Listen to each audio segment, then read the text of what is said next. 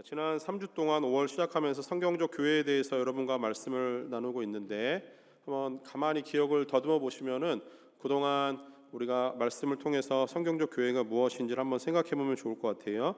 특별히 교회는 예수님의 비전을 이루어가는 공동체라고 말씀을 드렸고, 예수님의 비전을 한마디로 딱 정의를 하면은 잃어버린 영혼을 구원하는 그런 일에 예수님의 비전이 있다라고 말씀을 드렸습니다. 그래서 이 비전을 이루기 위해서 교회는, 예수님은 이 땅 가운데 예수님의 공동체를 남겨두셨어요. 그게 교회이고요. 교회는 그래서 예수 그리스도의 십자가의 죽으심과 부활하심의 근거 위에, 그 터 위에 교회가 세워져 있는 것이고, 예수 그리스도를 믿음으로 구원을 받은 모든 성도는 그래서 예수님의 비전을 위해서 모여있는 사람들이라고 말씀을 드릴 수 있습니다. 예수님이 하나님 나라로 승천하고 돌아가신 이후에 예수님은 성령을 이 땅 가운데 보내주시면서 교회 공동체를 이제 하나하나 세워나가기를 시작하시는 모습들을 우리가 성경을 통해서 봅니다. 자, 그래서 성경적 교회라고 하면은 예수님이 머리가 되시고, 그리고 예수 그리스도의 구원을 받은 모든 성도가 그의 몸을 이루는 그런, 그래서 예수님의 비전인 영혼 구원을 위해서 모두가 함께 헌신하고 수고하는 그런 공동체가 바로 예수님의 원하시는 성경적 교회이다라고 말씀을 나누었어요. 자, 그래서 성경적 교회를 이루기 위해서 교회 안에서는 크게 한 세 가지 정도의 아주 중요한 일들을 해야 된다라고 말씀을 드렸습니다. 사역적인 부분이었어요. 먼저는 예배와 또 말씀을 향한, 말씀을 공부를 하는 양육이 필요하고요. 그 다음에 서로 섬기고 돕는 교제와 섬김이 필요합니다. 그리고 그 모아진 힘을 통해서 전도와 선교라고 하는 영혼 구원을 위해서 나가는 게 성경적 교회의 아주 좋은 모습이라고 말씀을 나눴습니다. 자, 그렇게 세워진 이제 교회의 모습들이 초대교회라고 말씀을 드렸어요. 그래서 초대교회를 가만히 보면은 초대교회는 크게 두 곳에서 모였어요. 하나는 성전이고 하나는 집에서 모였다라고 말씀을 드렸습니다. 자, 그런데 성전에서는 사도들의 가르침을 받으면서 하나님의 말씀을 배웠고, 그 받은 말씀을 가지고 이제 집으로 돌아와서는 자신들의 삶에 하나님의 말씀을 적용하여 어떻게 살았는지에 대한 것을 함께 나누고, 또 그 자리에서 식사를 하고 교제하는 시간을 가졌습니다. 이런 식으로 초대교회는 집에서 모이는 모임을 통해서 성경적 교회의 모습을 이루어가고 있었고, 그 속에서 예수님의 비전이 이루어가고 있었어요.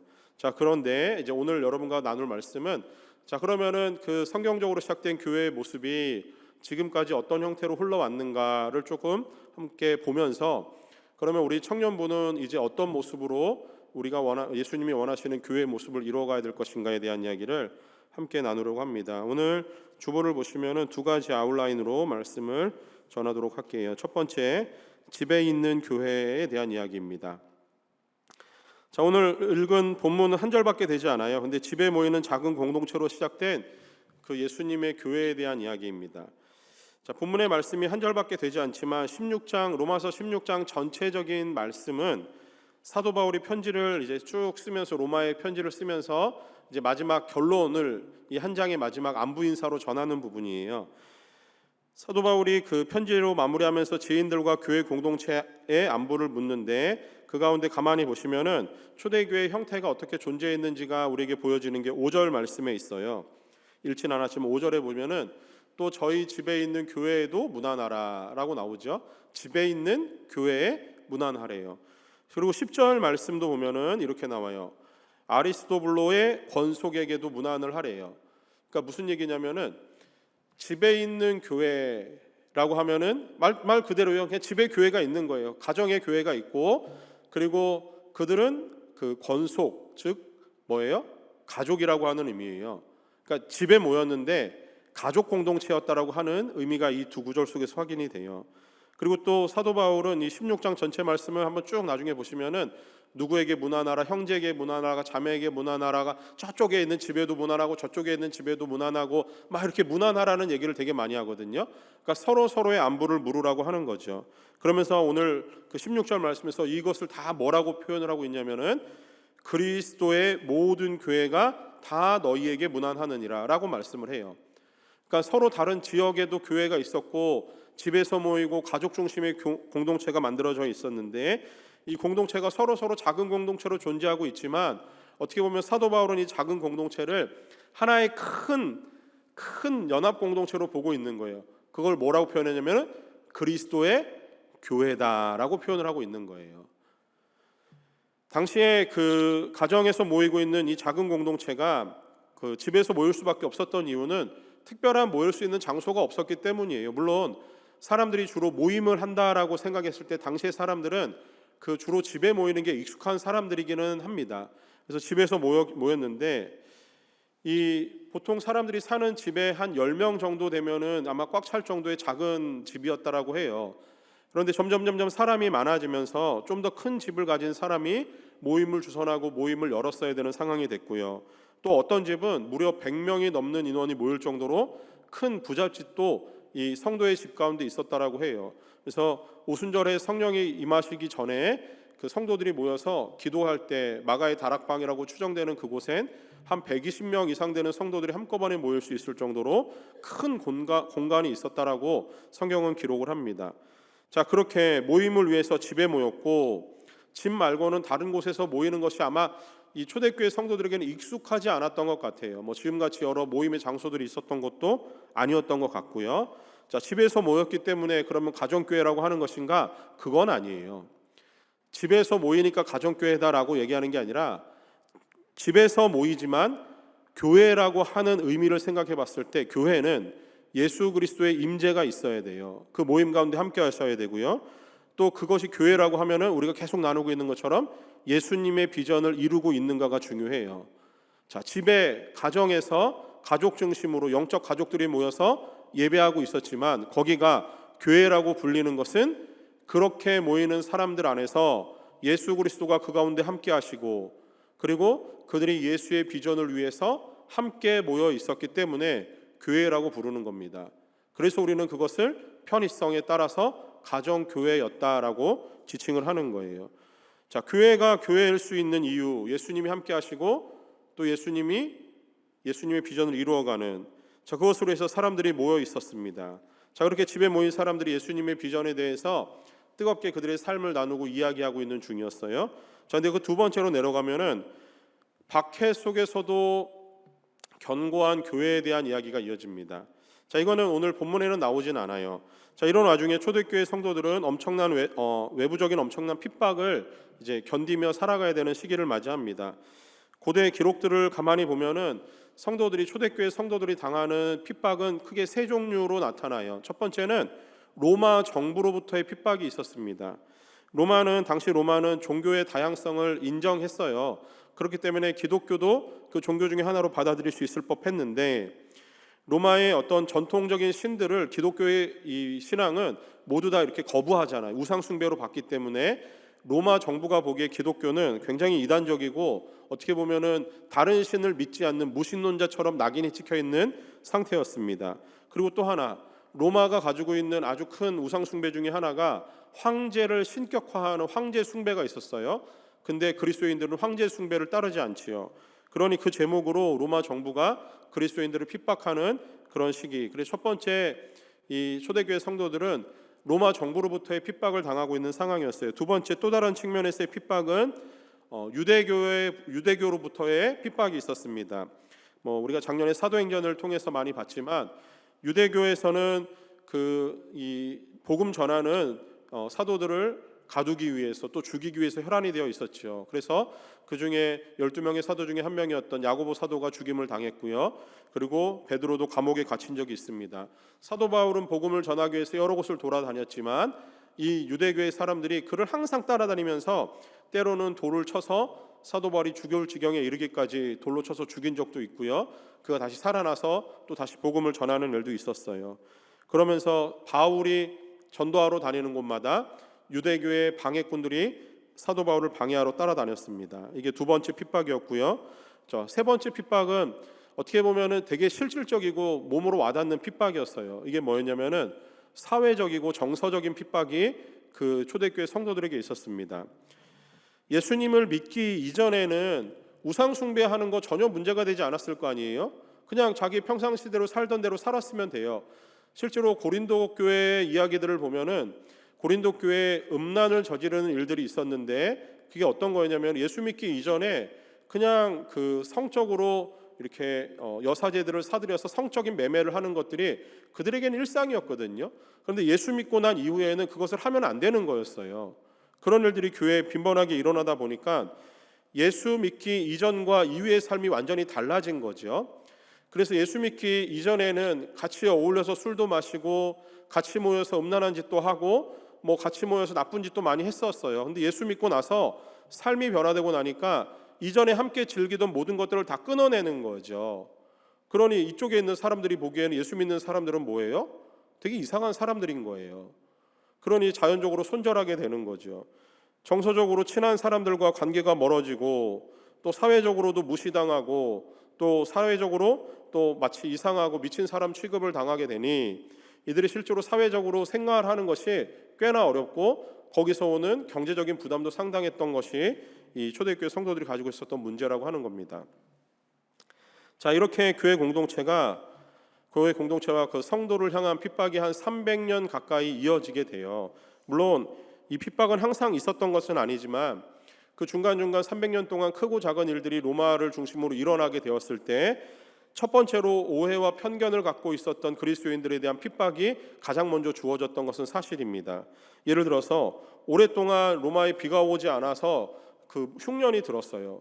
그러면 그 책임이 누구에게 있냐면은 그리스도인들에게 있습니다. 이유는 그들이 로마의 신을 자극해서 비를 오지 못하게 만들었기 때문이라고 생각을 해서 그 기독교인들을 핍박을 한 거예요. 뿐만이 아니라 화재가 나서 불이 나서 정말 위험이 처했을 때 그 불을 낸 주범도 그리스도인들로 핍박을 당하게 되는 게 첫 번째 일이었습니다. 전쟁에서 패했을 때도 패배의 원인이 첫 번째는 그리스도인들이었어요.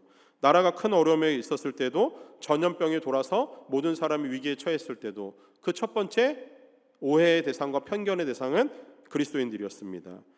그래서 이런 핍박받는 공동체, 여러분 그런 공동체 안에 여러분 머물며 신앙생활하고 싶으시겠습니까? 아마 우리가 자유를 이렇게 풍성하게 누리고 있는 이 시절에는 이 핍박이 우리에게 다가오면은 우리 그렇게 별로 교회 가고 싶지 않을 거예요. 실제로 교회 안에서 어떤 어려움을 만나고 관계에 어려움이 생기면은 제일 먼저 생각하는 게 뭔지 아십니까? 아, 이 교회 아니면 교회가 없나? 나 교회 나가면 돼. 그리고 실제로 교회를 나가시는 경우가 있어요. 이 핍박을 이겨낼 만한 마음이 전혀 없는 거예요.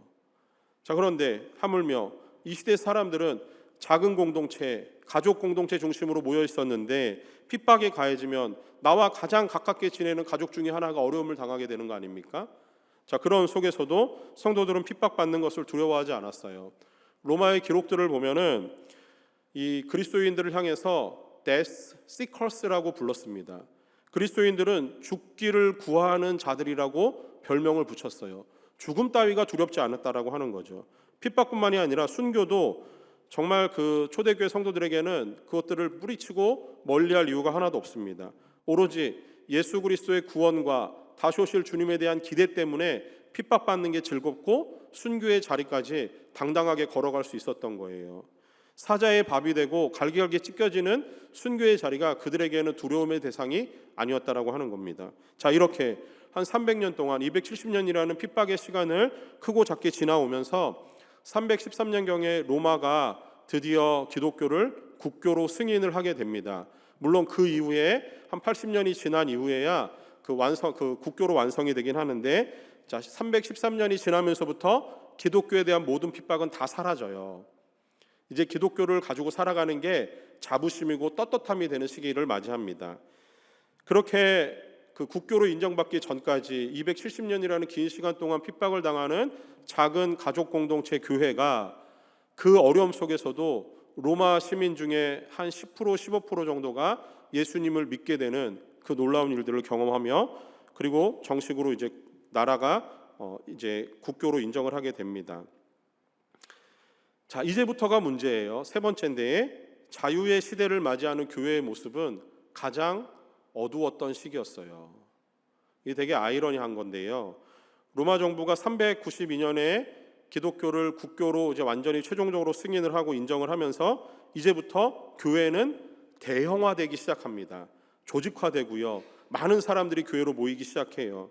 점점 교회는 커지고 웅장한 건물을 가지게 되고, 아마 지어진 건물 중에 왕궁보다 그 다음으로 교회가 가장 멋있고 컸을 법한 그런 이제 상황을 맞이하게 돼요. 이제는 교회는 작은 가족 중심의 공동체가 아니라 크고 화려하고 웅장하고 힘이 있고 건재한 그런 교회 모습으로 바뀌기 시작하는 겁니다. 마치 현대 교회처럼 건물 중심의 교회로 변해가기 시작하는 시점을 맞이해요.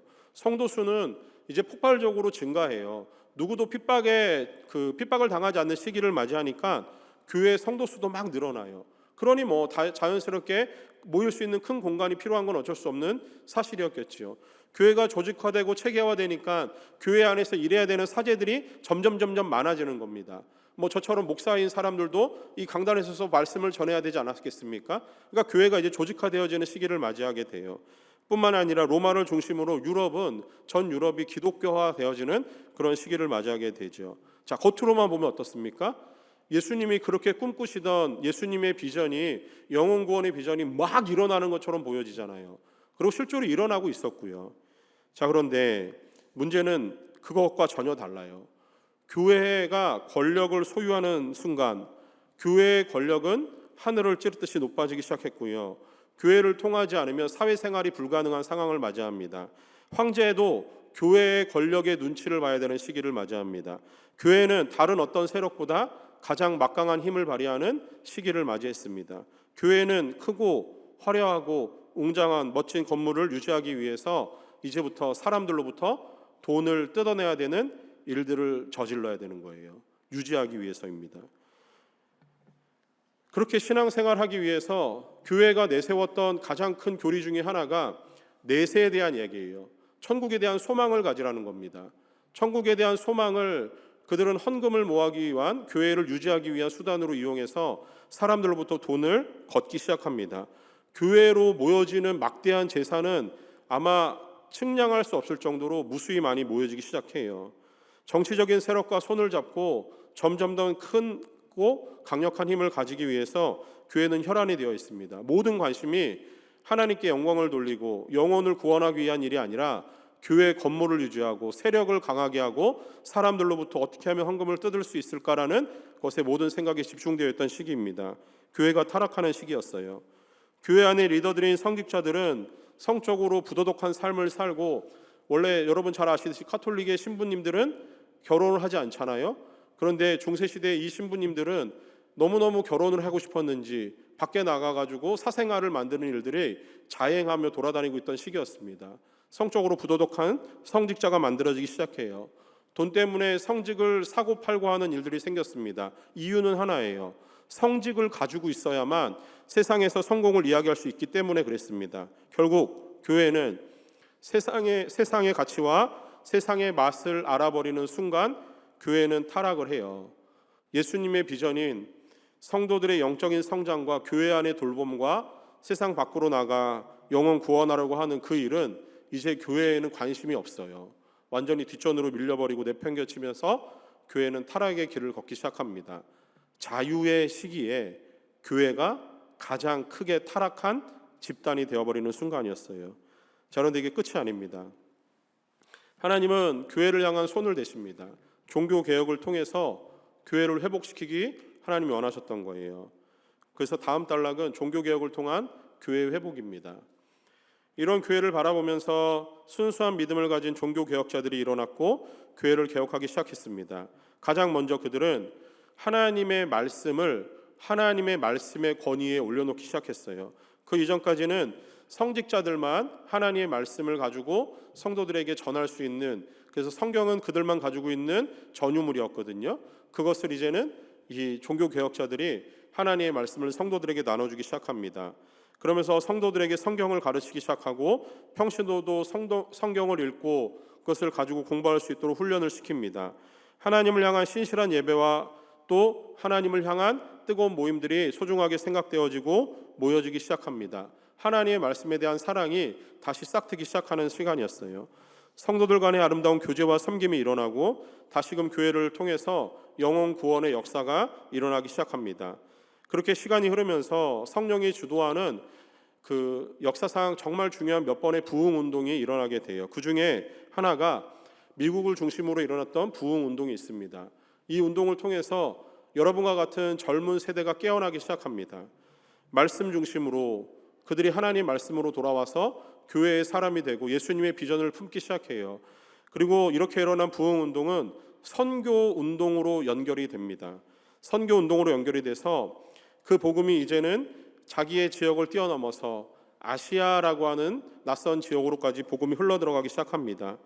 그 와중에 이제 우리 조국 대한민국도 선교사님들이 들어오게 되고 그를 통해서 하나님이 주시는 복음의 은혜를 누리는 그런 시기를 맞이하게 돼요. 자, 이렇게 교회가 쭉 역사적으로 흘러오면서 대략적으로 이것들을 정리해 보면은 성경이 말하는 교회에는 어떤 모습을 유지해야 되는가, 예수님의 비전을 위해서 교회가 어떻게 존재해야 되는가를 역사를 통해서도 우리에게 확연히 보여주는 부분이 있어요. 그것을 정리하면은 역사적인 흐름 속에서 우리가 따라가야 될 교회의 모습은, 성경적인 교회의 모습은 이전에 얘기했던 세 가지의 모습과 거의 일맥상통합니다. 첫 번째는 교회는 역사를 통해서 봐도 말씀 중심의 공동체여야 된다라는 거예요. 교회가 세상의 다른 공동체와 구별되는 것은 하나님의 말씀인 성경을 중심으로 하는 공동체라고 하는 사실에서 있습니다. 하나님은 우리와 함께 하시는 가장 확실한 증거로 우리의 손에 성경을 들려주셨어요. 성경이 우리 손에 있다라고 하는 것은 하나님이 우리와 함께 하신다라고 하는 증거입니다. 성경은 실제로 하나님의 말씀이며 하나님의 감동으로 기록된 유일한 책입니다. 그래서 반드시 교회는 하나님 말씀인 성경을 손에 들고 있어야 되는 거예요. 그 말씀을 사랑해야 되고 그 말씀을 묵상하고 공부하는 일에 교회 공동체는 게을러서는 안 되는 겁니다. 그리고 하나님의 말씀해 주는 교훈을, 말씀을 공부하는 데서 그치지 말고 그 말씀을 끊임없이 자신의 삶으로 비추어내야 돼요. 하나님의 말씀을 나의 삶으로 가지고 와서 나의 삶에서 하나님의 말씀을 살아내야 돼요. 한두 번 하다 보면 실패할 때도 있고 마음대로 되지 않을 때도 있고 그것 때문에 실망할 때도 있어요. 그래도 괜찮습니다. 그래도 하나님의 말씀을 붙들고 되지 않는 말씀이지만 그 말씀으로 살아내려고 노력을 해야 돼요. 그렇게 하나님의 말씀이 나의 삶에 터치가 되어져서 나의 삶으로 적용되고 살아내는 하나님의 말씀이 우리의 삶의 경험이 되어지고 그것이 우리 삶의 경험으로 쌓여갈 때 그것이 하나님의 말씀이 우리 삶에 풍요롭게 하고 우리를 살찌우게 하는 하나님의 능력이 되는 겁니다. 그래서 말씀은 읽고 공부하는 게 중요한 거고 그보다 더 중요한 것은 삶으로 살아내는 순종의 삶이 따라와야 되는 거예요. 말씀을 살아내지 않으면 하나님의 말씀은 우리의 가슴을 차갑게 만들어요. 우리의 머리는 커지게 만들어서 다른 사람에 대한 정죄와 비판의 도구로 사용하는 경우가 많습니다. 바라기는 우리 청년 공동체가 말씀의 은혜를 사모하고 삶으로 살아내기를 위해서 부단히 애쓰고 노력하기를 소망해요. 여러분, 그래서 이제 삼공부가 시작합니다.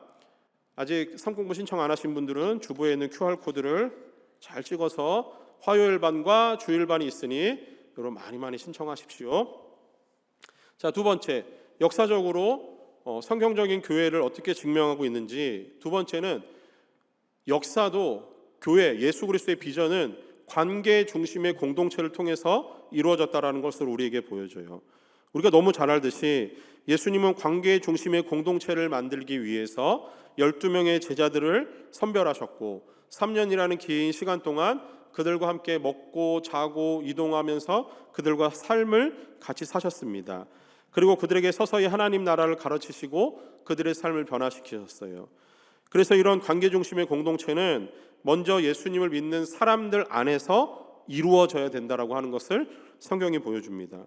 서로 돌아보고 섬기는 모습으로 교회 공동체 안에 있는 사람들을 섬겨주고 예수님을 닮아가는 모습으로 자라가야 되는 거예요.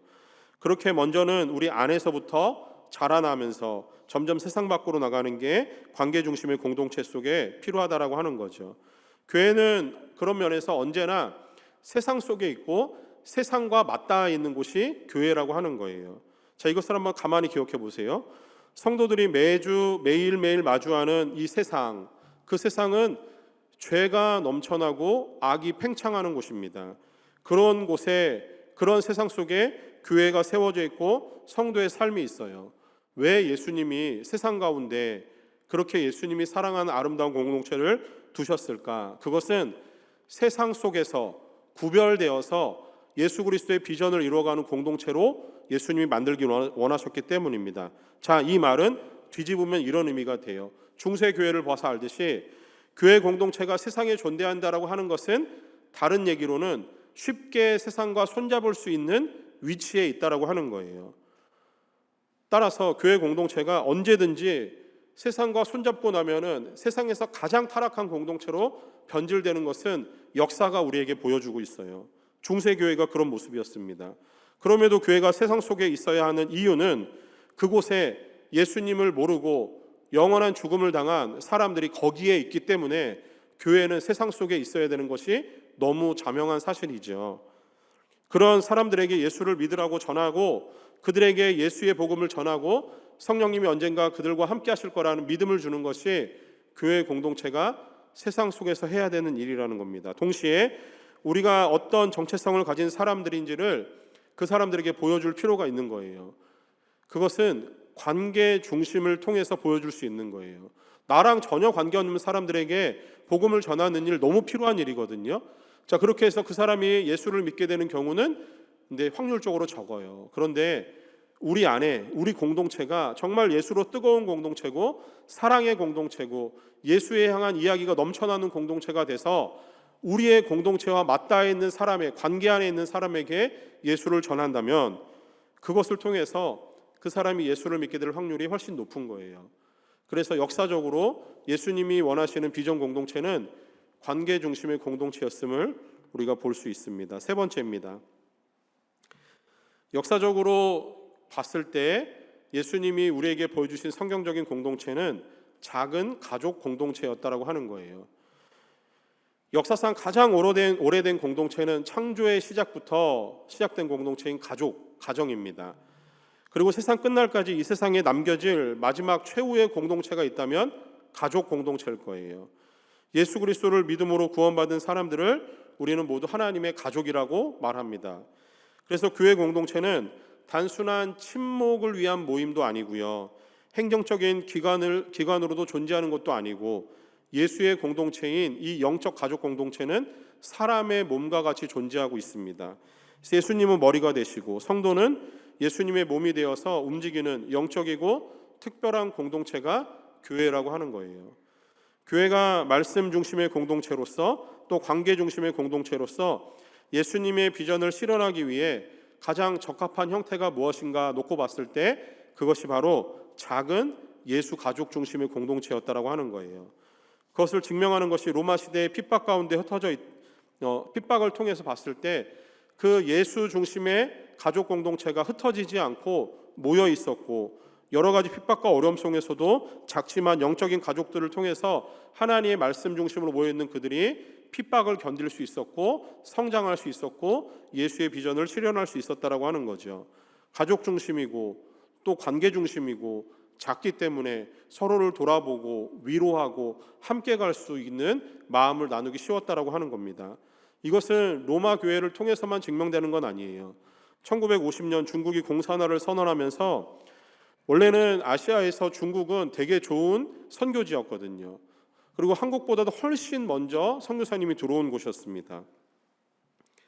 근데 중국이 공산화를 선언하면서 중국에 있는 모든 선교사님들을 다 추방하기 시작해요. 그리고 중국 공산당이 교회를 핍박하기 시작합니다. 그때 중국의 성도들은 정부의 눈을 피해서 가정을 중심으로 지하로 숨어들고 그리고 가정교회의 모습으로 그들이 서로 예배하고 교제하고 섬기는 그런 일로 이제 버티기 시작합니다. 겉으로 보기에 중국은 삼자교회라고 하는 정부가 통제하는 교회 외에 그 다른 교회는 존재하지 않는 것처럼 보여졌어요. 자, 그러다가 그렇게 처음에는 한 100만 명 정도의 중국 성도님들이 이제 가정교회로 지하교회로 숨어들기 시작하고 그리고 나서 이제 한 40년, 50년 지난 시점에 이제 중국에 있던 가정교회들이 물 위로 올라오는 시간들이 있었습니다. 처음에는 1980년, 90년도에 농촌을 중심으로 가정교회들이 수면 위로 올라오기 시작했고요. 농촌에 있던 가정교회들이 이제 점점 도시로 유입되기 시작합니다. 자, 그렇게 핍박이 시작되고 한 4, 50년이 지난 시점에 100만으로 시작했던 가정교회 성도들이 얼마나 많이 늘어난 줄 아십니까? 그 모든 핍박을 견디고 이겨내면서 2000년대의 중국의 기독교 인구는 추산으로 6천만에서 1억 명에 가까울 정도로 많이 늘어났다라고 해요. 중국 정부는 여전히 교회를 감시하고 이제는 그 시스템을 디지털로 바꿔서 하여튼 잘 감시하고 있대요. 그렇지만 꾸준한 탄압 속에서도 작은 가족 중심의 가정교회는 성장을 합니다. 여전히 건재할 수 있어요. 이유는 그것이 성경적이고, 그리고 그것을 통해서 외부의 어떤 압박과 핍박 속에서도 예수님의 비전을 실현하기에 가장 적합한 형태이기 때문에 작은 영적 가족 공동체가 존재하고 있었다라고 하는 거예요. 자, 큰 두 번째 아웃라인으로 이제 결론을 내리려고 합니다. 그러면 실리콘밸리에 있는 우리 청년 중심의 비전 공동체는 어떤 모습으로 이 땅에 남아야 될 것인가에 대한 이야기입니다. 지난 3번의 설교를 통해서 성경적 교회의 모습을 찾아오면서 결론적으로 우리 청년 공동체는 어떻게 성경적 교회의 모습을 이루어갈 것인가에 대한 끊임없는 기도와 고민 끝에 오늘 이 비전을 여러분과 나누려고 해요. 시대가 변하고 문화가 달라지면 교회의 모습도 당연히 변하게 되어 있어요. 지금 임마누엘 교회가 이런 모습으로 존재하고 있지만 시대가 변하고 또 세상과 문화가 달라지면 이 교회의 모습이 어떤 형태를 유지하게 될지는 잘 모르겠습니다. 그런데 중요한 것은 여전히 세상 가운데 존재하는 모든 교회들의 형태를 한번 가만히 들여다보세요. 작은 가정교회 중심의 교회도 있고요, 이렇게 큰 대그룹 중심의 교회도 있습니다. 예배 때 설교를 중심으로 생각하는 그런 교회도 있고요, 찬양을 중심으로 생각하는 교회도 있어요. 그리고 또 어떤 교회는 성경 공부를 중심으로 생각해서, 중요하게 생각해서 성경 공부를 중심으로 하는 교회도 있고, 또 어떤 교회는 교제를 중심으로 하는 교회도 있습니다. 교회마다 인종도 다르고 모여있는 문화도 다르고 지역도 다르고 또 거기 모여서 살아가는 사람들의 성별도 다르고 나이도 달라요. 언젠가 말씀을 드렸지만 교회 공동체가 이렇게 다양한 형태로 존재하는 것은 그 다양성이 정말 중요하기 때문에 교회는 그렇게 존재하는 거예요.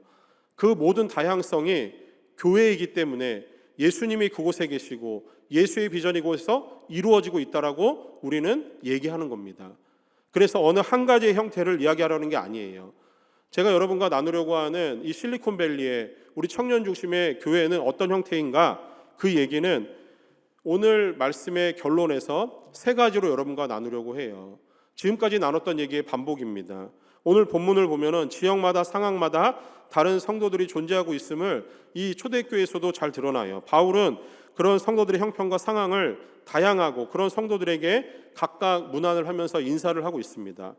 바울 사도의 이런 모습을 통해서 다른 교회들이지만 개개의 교회들이 하나의 연합 공동체로 바울은 생각하고 있는 것을 우리는 알 수 있어요. 마치 우리 청년부 안에 8개의 작은 목장 공동체가 있는 것이 우리 비전 청년 공동체를 연합으로 이루고 있는 모습과 거의 흡사합니다. 뿐만 아니라 더 나아가서 우리 교회, 우리 임마누엘 전체에는 100여 개가 넘는 목장 교회들이 있어요. 가정 교회들이 있습니다. 이것들이 임마누엘 장로교회라고 하는 이 큰 공동체를 함께 이루고 있는, 연합을 이루고 있는 모습이에요. 자, 이 속에서 우리 청년 공동체가 성경적 교회로 세워지기 위해서 3가지의 모습을 여러분에게 도전을 합니다. 첫 번째, 예수님의 가족이 되어가는 예수님의 비전 공동체가 되기를 소망해요. 지금까지 나눴던 얘기의 계속된 반복입니다. 우리 청년 공동체가 예수님의 가족이 되는 가족 공동체가 되어야 돼요. 예수님이 나의 구원자이심을 믿으며 그 구원의 확신을 더욱 굳건히 하기를 소망합니다. 세상의 어떤 가치와 문화 속에서도 흔들리지 않을 구원의 확신이 필요해요. 이것은 하나님의 말씀을 삶으로 살아낼 때 가능한 이야기입니다. 예배를 통해서, 성경 공부를 통해서 하나님의 말씀이 나에게 개인적으로 적용이 되고, 그리고 그것을 내 삶으로 가져가서 순종하는 삶을 통해 우리가 예수 가족임이 확인이 되는 겁니다. 그 말씀을 실천하고 순종하는 삶을 통해서 하나님이 나와 함께 하시는 경험들이 쌓이게 돼요. 그렇게 나와 함께 하시고 가까이 계신 하나님을 느끼게 되면 우리의 믿음이 성장하게 되고, 우리를 향한 하나님의 구원의 확신을 우리는 더욱더 크고 놀랍게 가지게 됩니다. 로마서 8장 16절 말씀이 우리에게 이렇게 증거합니다. 성령이 친히 우리의 영과 더불어 우리가 하나님의 자녀인 것을 증언하신대요. 누가 하십니까? 성령이 하신대요. 우리 안에 내주하시는 성령이 날마다 우리가 하나님의 자녀인 것을 증언하신대요. 이 놀라운 사실을 여러분 붙드셔야 됩니다. 여러분, 우리의 구원은 세상의 어떤 것으로도 흔들리지 않을 거예요. 이 구원의 확신을 가지고 여러분 목장으로 모이십시오. 거기에 모여서 목장에 모일 때마다 우리 모두를 구원해 주신 하나님에 대한 이야기들로 그 감사로 넘치는 목장 모임이 되기를 원합니다. 삶으로 적용되어지는 하나님의 말씀이 내 삶에 어떻게 적용되었는지를 목장 모임을 통해서 나눌 수 있기를 원해요. 그렇게 모여지는 하나님의 말씀에 대한 능력과 하나님의 말씀에 적용되는 순종의 그 힘들이 목장 안에서 이야기되어졌을 때 우리 청년 공동체는 그 예수의 비전을 향해서 한 걸음 두 걸음 나가는 그런 공동체, 그런 가족 중심의 공동체가 될 줄 믿습니다. 그래서 제일 먼저 중요한 것은 우리 공동체 안에 구원의 확신이 필요한 거예요. 이거 놓치면은 예수 중심의 공동체 되기가 어려워요. 그래서 또 한 번 강조합니다. 생명의 삶 신청하십시오. 자, 두 번째는 사역하기 전에 먼저 사랑하는, 그 사랑하기를 힘쓰는 그런 예수 비전 공동체 되기를 원해요. 교회 안에는 크게 나누어서 5가지의 사역이 있어요. 예배, 양육, 섬김, 교제, 그리고 전도와 선교, 이렇게 5가지로 나눕니다. 이게 다 중요한 사역이에요. 자, 이런 사역들은 교회의 머리 되시는 예수님을 가장 아름답게 비추어내야 돼요. 그리고 동시에 교회의 몸을 이루는 성도들에게 이 사역들은 그 성도들의 영적인 성장과 성숙을 위해서 반드시 필요한 것들입니다. 성도들을 세우기 위해서 이 5가지의 사역이 돌아가야 돼요. 자, 그러기 위해서 각각의 사역들은 사람의 몸이 조화를 이루고 연합하여서 어떤 하나의 움직임을 만들어내듯이 교회 사역도 마찬가지로 이 5가지의 사역이 조화를 이루고 연합을 이루어서 하나의 움직임을 만들어내야 돼요. 그러기 위해서 사역하기 전에 먼저 연합이 필요한 겁니다. 연합해야 돼요. 가장 중요한 것은 성도의 연합을 이루는 가장 중요한 동력은 사랑이에요. 성경은 모든 일보다 사랑이 중요하다라고 우리에게 강조합니다. 요한일서 4장 7절과 8절 말씀인데 우리 같이 한번 읽어볼게요. 시작. 사랑하는 자들아, 우리가 서로 사랑하자. 사랑은 하나님께 속한 것이니 사랑하는 자마다 하나님으로부터 나서 하나님을 알고 사랑하지 아니하는 자는 하나님을 알지 못하나니 이는 하나님은 사랑이심이라. 자, 뭐래요? 하나님은 사랑이시기 때문에 하나님의 사랑을 받은 우리는 서로 사랑하라는 겁니다. 우리가 서로 사랑할 때 하나님의 사랑이 드러나는 거예요. 예수님이 우리를 사랑하셔서 구원하셨듯이 우리가 내 주변에 있는 형제와 자매들을 서로 사랑하는 것이 먼저가 되어야 되는 거예요. 이 사랑을 나누기 위해서 필요한 것은 나와 예수님과의 사랑의 관계가 먼저 형성이 돼야 돼요. 내가 예수님을 사랑하는 그 관계가 먼저예요. 아무리 애쓰고 힘써도 내 주변에 미워하고 싫어하는 사람을 내 힘으로 억지로 의지적으로 사랑하는 것은 우리에게는 불가능한 일이에요. 할 수 없어요. 그래서 먼저 필요한 것은 내 마음을 열고 나의 마음을 열고 예수님의 사랑을 받고 내 마음으로 예수님을 깊이 사랑하는 게 첫 번째입니다. 그리고 나서 목장으로 돌아가서 서로 사랑하고 돌아보는 그런 사랑의 관계가 목장 안에 이루어지길 원해요. 근데 잘 알고 있어요. 목원들 중에 나와 마음이 안 맞아서 조금 싫어하는 사람, 나를 조금 힘들게 해서 미워하는 사람 있을 수 있어요. 근데 그 사람들 보면서 사랑하라고 그러면은 너무 억지 같잖아요. 여러분, 그 사람들 사랑하기 위해서 기도하지 않아도 돼요. 하나님, 내가 정말 싫어하는 목원이 있는데 이 목원, 하나님 나와 함께하는 이 형제와 지체 너무 싫어요, 미워요. 이 지체를 위해 하나님 앞에 나가서 하나님, 내가 이 사람을 사랑할 수 있게 도와주세요. 사랑 안 돼요. 그래서 어떻게 해야 되냐면요, 그 사람에 대한 마음을 가지고 하나님 앞에 솔직히 나가세요. 하나님, 내가 저 사람이 너무 싫고 미워요. 저 사람 때문에 목장 가기가 싫고 저 사람이 내 목원인 게 싫고 나와 함께 신앙생활하는 게 너무 싫어요. 하나님, 저 좀 어떻게 해주세요 라고 얘기해 보세요. 그때 하나님이 여러분에게 뭐라 하실 것 같습니까? 야, 너 그래도 사랑해야지, 그러실 것 같아요? 안 그러세요. 하나님이 우리의 마음을 아시거든요. 우리의 마음 가운데 어떤 마음이 있는가 하나님 너무 잘 아시거든요. 그래서 우리는 내가 너무 미워하고 싫어하는 그 지체를 위해서 기도할 때 내가 저를 사랑할 수 있게 기도하겠습니다라고 기도하지 마세요. 그렇게 기도해서 이루어지지가 않아요. 뭐라 그랬죠? 먼저 하나님 사랑할 수 있는 마음 달라고 기도하세요. 그리고 그 형제와 지체에 대해서 솔직한 마음으로 기도하세요. 미우면 미운 대로, 싫으면 싫은 대로 그렇게 하나님께 솔직히 말씀을 드리고 기도해 보세요. 반드시 그 마음을 하나님이 아셔서 위로해 주실 겁니다. 하나님이 그 마음에 찾아오셔서 격려해 주실 거예요. 그 마음에 하나님의 사랑을 더 뜨겁게 부어주실 거예요. 그래서 내 사랑으로는 할 수 없는 그 지체에 대한 마음을 하나님의 사랑이 감당할 수 있도록 도와주실 거예요. 하나님의 사랑이 있어야 내 옆에 있는 사람을 사랑할 수 있는 겁니다. 그래서 우리 청년 공동체는 그런 사랑이 이루어지길 원해요. 내가 하나님께 받은 은혜에 감사해서 하나님께 나의 사랑을 올려드리고 내 노력으로 되지 않는 그 싫어하는 지체를 향해서 하나님께 솔직한 마음으로 나와서 기도할 때 하나님의 풍성한 사랑이 채워져서 그 지체를 다시 하나님의 사랑으로 바라볼 수 있는 그런 사랑의 공동체 되기를 원합니다. 그래서 사역하기보다 그 먼저 서로 사랑하는 공동체 되기를 원합니다. 세 번째,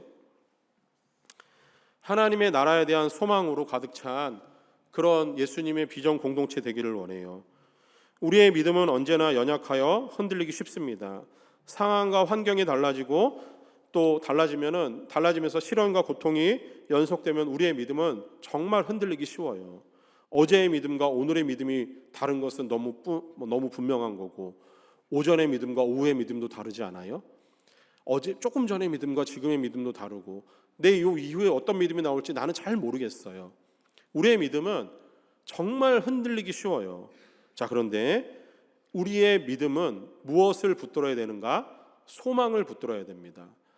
나의 믿음은 감정에 따라서 달라지기 쉽지만 내가 붙드는 게 나의 감정이나 나의 상황과 환경이 아니라 소망을 붙들어야 돼요. 흔들리지 않는 소망. 자, 누가복음 12장 31절 32절 말씀 같이 한번 읽어볼게요. 시작. 다만 너희는 그의 나라를 구하라. 그리하면 이런 것들을 너희에게 더하시리라. 적은 무리여 무서워 말라. 너희 아버지께서 그 나라를 너희에게 주시기를 기뻐하시느니라. 뭐라 그럽니까? 하나님은 하나님의 나라를 우리에게 주시기를 기뻐하신대요. 그러니 두려워하지 말래요. 무서워하지 말래요. 세상 앞에 주눅 들지 말라는 거예요. 어떤 상황과 환경과 내 감정의 상태가 어떻게 달라지든 그것에 현혹되지 말라는 거예요. 우리의 믿음은 하나님이 주시는 저 영원한 나라에 대한 소망으로 있을 때, 그것을 붙들 때 우리는 변하지 않는다라고 하는 겁니다. 하나님이 그것을 주시기를 기뻐하신대요. 하나님 나라에 대한 소망, 영원한 천국에 대한 소망, 그리고 우리 주님 다시 오신다라고 하는 그 소망을 붙들어야 우리의 믿음이 흔들리지 않고 그 소망 때문에 우리가 하루하루 버티며 일어설 수 있는 거예요. 초대교회 성도들이 고난과 순교의 자리까지 나가면서도 두려워하지 않았던 것은 주님 다시 오신다라고 하는 그 소망을 붙들었기 때문입니다. 주님 다시 오신다는 소망이 있기 때문에 그들의 믿음이 헛된 게 아니었다라고 하는 거예요. 만약에 주님 다시 오신다라는 믿음에서 흔들리고 나면은 우리가 살아가는 우리의 매일매일의 믿음이 아무 쓸모없는 허황된 거거든요.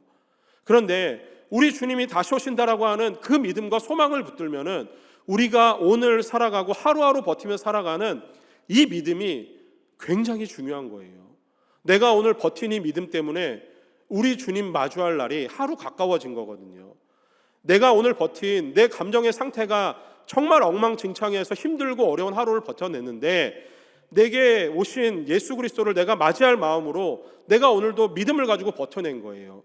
그러면은 그 소망 때문에 오늘 버텨낸 나의 믿음이 우리 주님 보시기에 참 기쁘지 않겠습니까? 그렇게 버티는 거예요. 우리 주님 다시 오신다라는 소망을 붙들면 내가 오늘 살아가는 이 하루가 우리 주님 앞에서 그리고 나의 믿음 앞에서 참 기쁘고 행복한 게 될 수 있어요. 그것이 의미가 될 수 있는 거예요. 바라기는 우리 모든 지체들이 이 하나님 나라에 대한 소망을 품고 우리 주님 다시 오실 그때까지 우리 주님을 기쁨으로 맞이할 수 있는 그 준비하는 사람들 되기를 원해요.